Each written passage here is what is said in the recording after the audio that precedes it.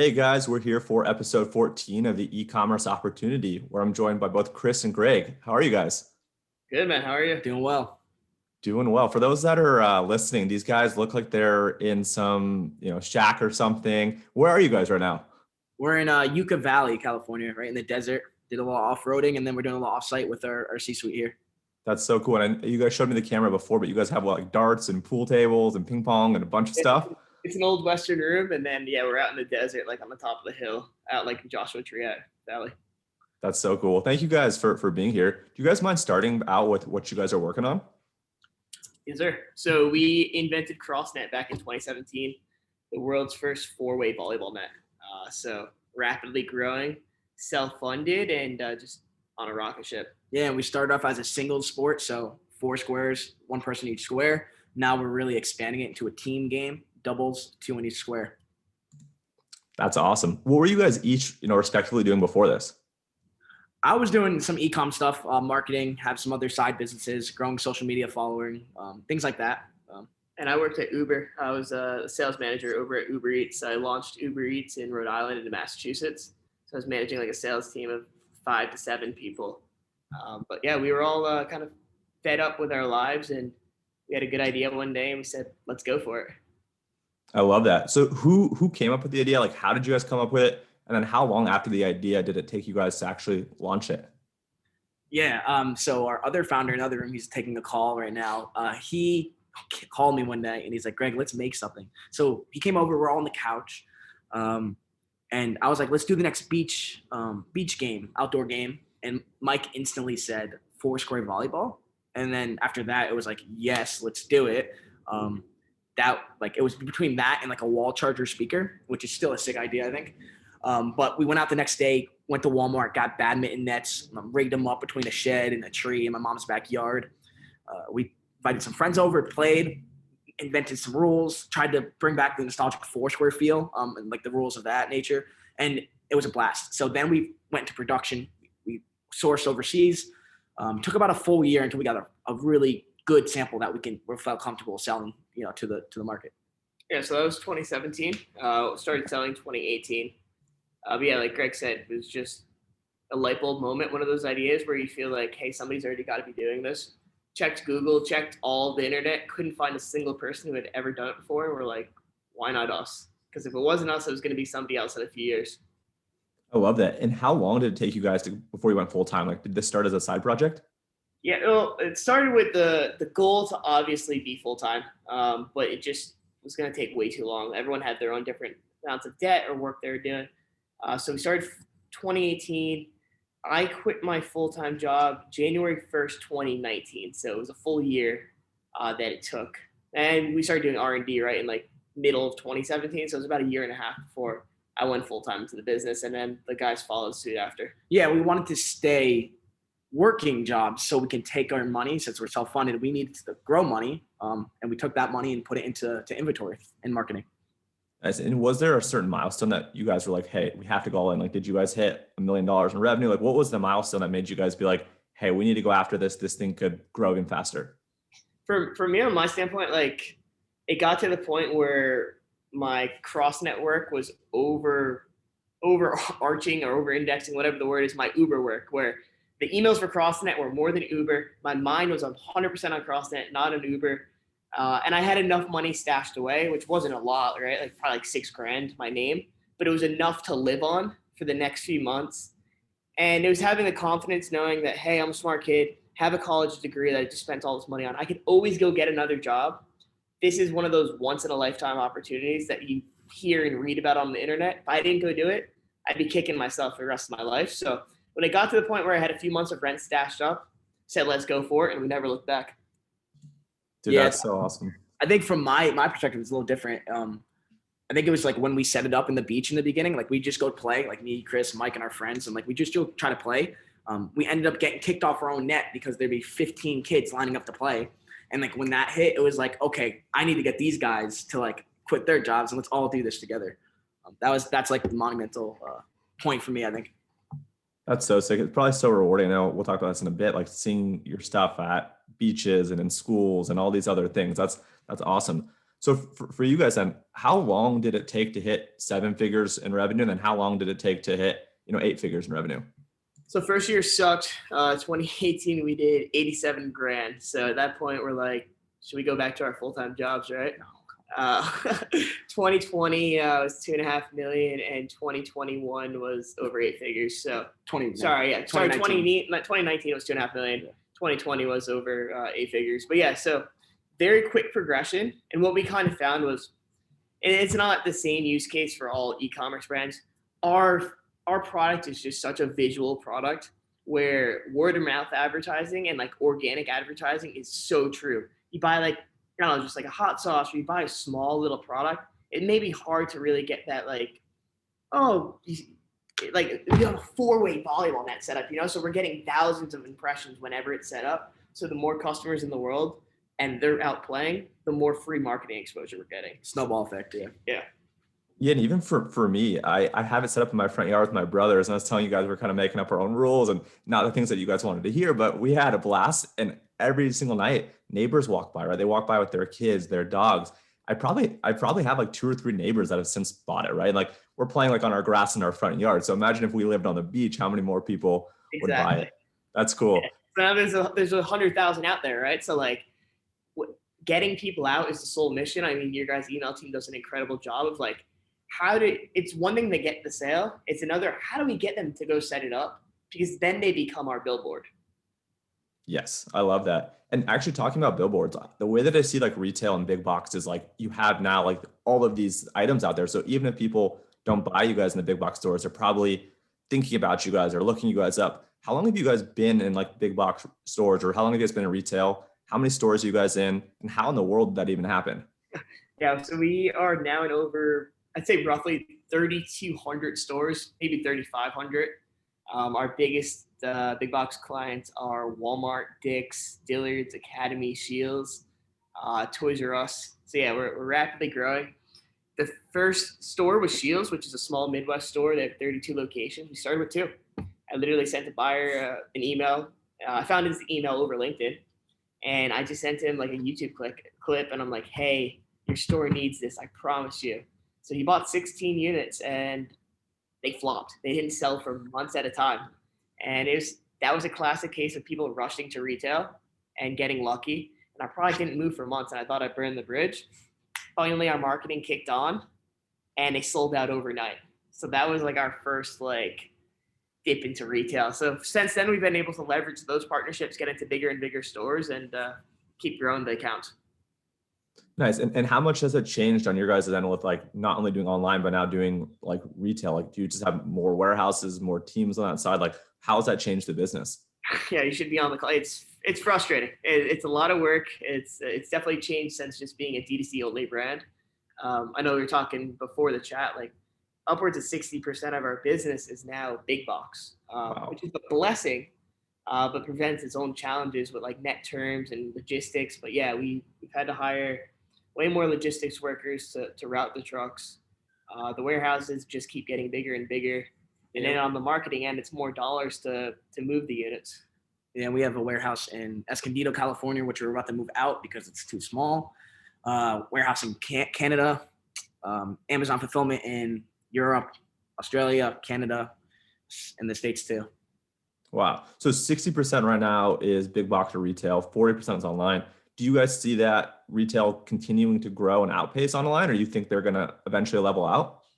Yeah, so wholesale is definitely dominating right now, and there's pros and cons to it. Like I know in your world, Chase, like you want to own the customer, right? Like, and that's one thing we always want to do, and it's a challenge with big box. So it's finding that like fine balance. I think eventually, as we roll out new products and new upsells, it'll be finding the fine balance of this product is D2C only, and that's how we get you in the web, and this product's retail exclusive, and then building out exclusives with those retailers. Like we have a product dropping in June. Can't drop it yet, but it's Dillard's only. So it'll be nationwide at all the Dillard's only. So building out strategic partners like that. And then adding stuff to our own D2C that they can't get in stores, such as our Wilson Ball partnership, our Doubles Net, our H2O product. So things like that will sell directly B2C. That's awesome. In your guys's, I know it's probably hard to attribute it, but like in what you guys understand, like are more people online going into stores and buying your product, or people then buying in stores and then eventually coming to you guys online? Like, do you see like any crossover, or people are pretty much true to a channel? No, it's definitely crossover. Attribution's tough. There's if somebody says they have the answer, they're lying. It's very tough to attribute. For us, it is a $150 product. So they definitely need to have, I mean, think about the last time you've been at a Target or Walmart. When's the last time you spent $150 on something random that you never saw before? $150 product at Target or Walmart, that's a TV. And you know you need that TV, and you're going with Samsung or LG, or you're going with the crappier one, cheaper. But like with us, you need to have an impression with it. The box is sexy and it works, but it's probably not enough to make you spend 150. You have to have gotten an engagement online. And that's why we're mixing into the funnel like billboards and out of home to try to diversify those things. Yeah, everyone who purchases in a big box store, I would say 95% have seen CrossNet before, and they're going in there knowing what CrossNet is. Yeah, that makes sense. And what about for you guys? Like, what are your guys's, obviously, right? You guys are co-founders and you have a third co-founder. What are your guys' roles, and like, what do you guys do, day to day or week to week? I mean, right now they're just constantly changing. My job is to make sure we get creatives done. We're all brainstorming and getting creative. Chris is free from his marketing little task. Mike's not just building products anymore. Getting more involved in the operations side, getting creative and throwing ideas out and then capitalize on them. So I'm the CMO, so I handle all the marketing and the sales of the company. Recently, I've been able to offload the sales portion, so we hired a global sales director. So historically, I've built all the relationships for all the retailers, and now we have a person who's running all those accounts. So building those relationships, and now I'm worried less about paid marketing and more about growing the sport. Nice. That's awesome. On the marketing side, like what channels are you guys leveraging right now? Like what's been helpful on top of the funnel, or what's been helpful in general? I mean, Facebook, right? With structured free, Facebook's always the bread and butter. As things get more complex in the Wild West, you want to add different kind of channels in there. So Facebook, Instagram are the tops. Email with you guys where we started is always going to be an incredible channel. SMS with Postscript has been great.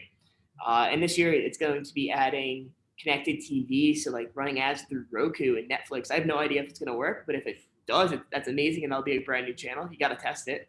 Out of home. So we have digital billboards launching next week in Salt Lake City and Chicago. And we're gonna be able to move those around and then retarget through the phone through Facebook ads. That would be sick.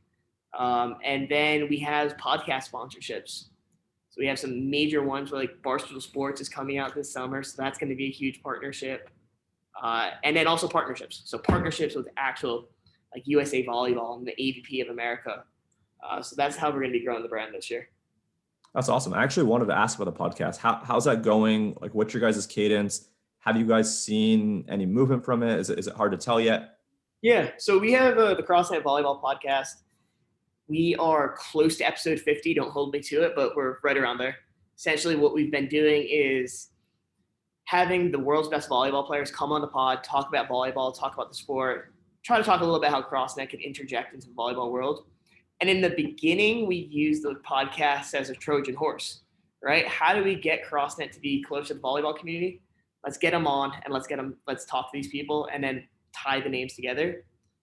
As we've started our brands growing, we've had to less and less do that, right? Like I saw yesterday, you put up a tweet, oh, I need 5-star reviews to get better people on my pod, right? So that's kind of the same thing that we had to do was let's get a podcast, get the volleyball world in, and now they're in.